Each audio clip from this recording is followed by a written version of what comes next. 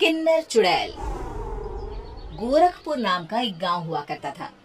उस गांव में ज्यादा लोग नहीं रहते थे। उस गांव में एक गर्भवती विधवा औरत रहती थी। उस औरत का नाम कमला था। कमला अपने घर में अकेली रहती थी।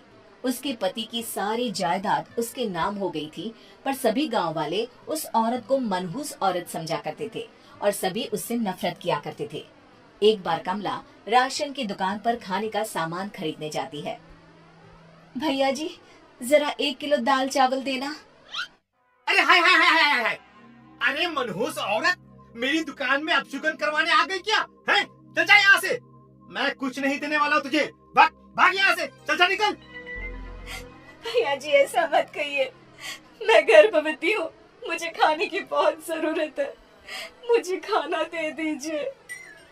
दुकानदार कमला को वहाँ से धक्के मारकर भगा देता है। तभी कमला रोते रोते उस गांव के किन्नरों के इलाके में आ जाती है।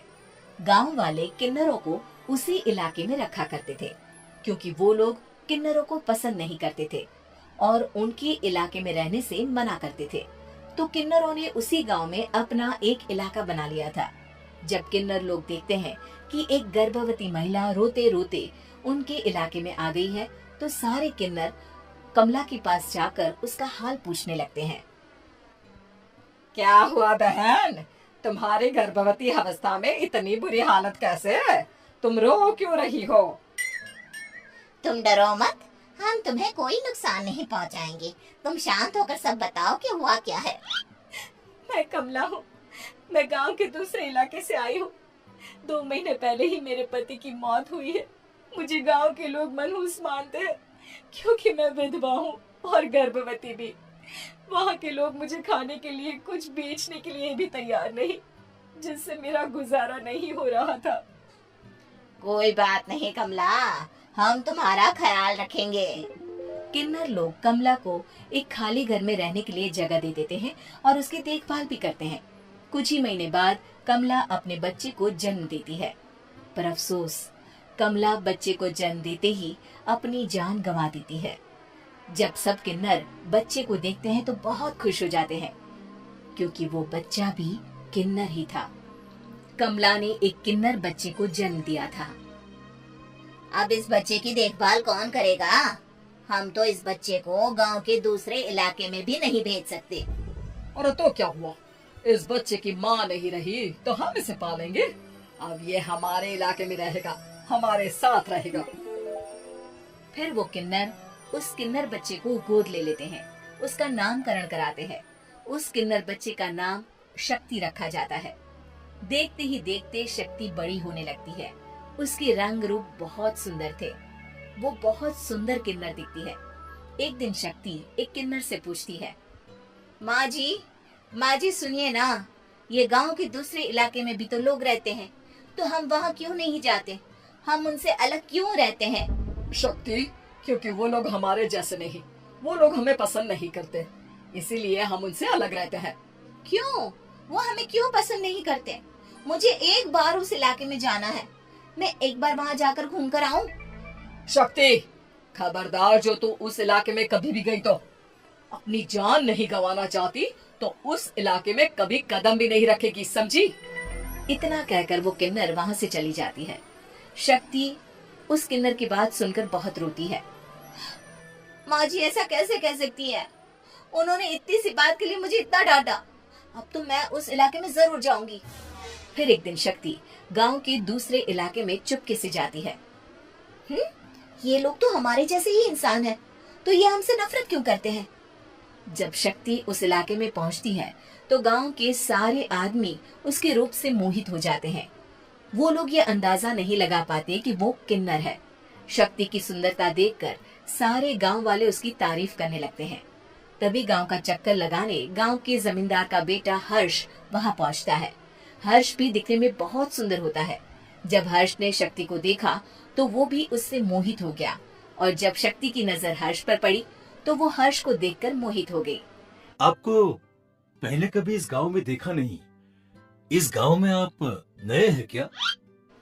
जी नहीं, वो मैं बस। तभी शक्ति बोलते बोलते रुक जाती है और मन में सोचने लगती है, अगर मैंने इनको बता दिया कि मैं दूसरे इलाके से आई हूँ, तो वो समझ जाएंगे कि मैं किन्नर हूँ, इसलिए मुझे इनसे झूठ ही बोलना पड़ेगा। शक्ति हर्ष को कहती है, जी हाँ, मैं इस गांव में नई आई हूँ, यहाँ अकेली रहती हूँ। वैसे आप कौन है? आप भी इसी गांव में रहते हैं? जी हाँ, मैं इस गांव के जमींदार का बेटा हूँ। आपको किसी भी चीज की जरूरत पड़े तो आप मुझे बता देना, मुझे अच्छा लगेगा। ऐसे ही शक्ति और हर्ष एक दूसरे से रोज मिलने लगते। वो दोनों अपने प्यार का इजहार करने एक दूसरे से मिलने जाते हैं। तभी शक्ति का पीछा करते करते एक किन्नर वहां आ जाती है। शक्ति, शक्ति, मैं तुमसे बहुत प्यार करता हूँ। मैं तुमसे शादी करना चाहता हूँ। क्या तुम मुझसे शादी करोगी? हाँ हर्ष, मैं तुमसे शादी करूंगी, पर मैं तुमको अपने बारे में एक सच्चाई बताना चाहती हूँ जो मैंने तुमसे छुपा कर रखी है। तभी उनके बीच में ही वो किन्नर आ जाती है। शक्ति, तेरी हिम्मत कैसे हुई ऐसा करने की? वो किन्नर शक्ति को खींचकर गांव के जमींदार के पास ले जाती है। हर्ष भी वहां शक्ति को बचाने के लिए पहुंच जाता है। जमींदार शक्ति और हर्ष के प्यार के बारे में सुनकर गुस्से में आ जाता है और शक्ति को गांव के बाहर निकालने की सजा देता है। शक्ति ये बात सहन नहीं कर पाती और कुएं में कूदकर अपनी जान दे देती है। जमींदार हर्ष की शादी गांव की एक लड़की से करवा देता है, पर हर्ष इस शादी से खुश नहीं होता। शक्ति अपना बदला लेने के लिए मरने के बाद किन्नर चुड़ैल बन जाती है। अब मैं इन गांव वालों को नहीं छोड़ूंगी, अब इनसे मैं अपने प्यार का बदला लूंगी। किन्नर चुड़ैल गांव वालों को परेशान करना शुरू कर देती है। एक बार वो रात को गांव के खेतों में पहुंच जाती है और वहां आग लगा देती है। सारी फसल जल के राख हो जाती है। जब एक आदमी रात को उठकर देखता है कि खेत में आग लग गई है तो वो वहां पहुंच जाता है। वो देखता है कि खेतों के बीचों बीच एक किन्नर चुड़ैल खड़ी है और वहां खड़े होकर ताली बजा रही है। गांव वाला किन्नर चुड़ैल को देखकर बेहोश हो जाता है। जब सुबह उस आदमी को होश आता है तो वो सीधा जमींदार के पास जाता है। अरे जमींदार साहब, अरे वो किन्नर चुड़ैल ने मेरी सारी फसल जला दी। अब मैं क्या करूंगा? क्या होगा मेरा? जमींदार चुड़ैल किन्नर का नाम सुनते ही सब कुछ समझ जाता है। अब वो बहुत डर जाता है। उसी रात को जब जमींदार डर के मारे अपने कमरे में सो नहीं पाता, तभी वहां अचानक से किन्नर चुड़ैल आ जाती है। किन्नर चुड़ैल जोर जोर से जमींदार के आगे खड़ी होकर हंसने लगती है और ताली बजाने लगती है। जमींदार उस डरावनी किन्नर चुड़ैल को देखकर बहुत डर जाता है। तूने मेरे साथ बहुत बुरा किया, अब मैं तुझे जान से मार दूंगी। नहीं नहीं नहीं नहीं, नहीं। मुझे माफ कर दो, मुझे मत मारो। मैं कभी ऐसा दोबारा नहीं करूंगा। अब तुम जो बोलोगी वही मैं करूंगा। ठीक है, मैं चाहती हूँ कि किन्नर इलाका गांव के इलाके से जुड़े और गांव का कोई भी आदमी किन्नर समाज से द्वेष ना करे, उससे नफरत ना करे, नहीं तो मैं सारे गांव को मार दूंगी।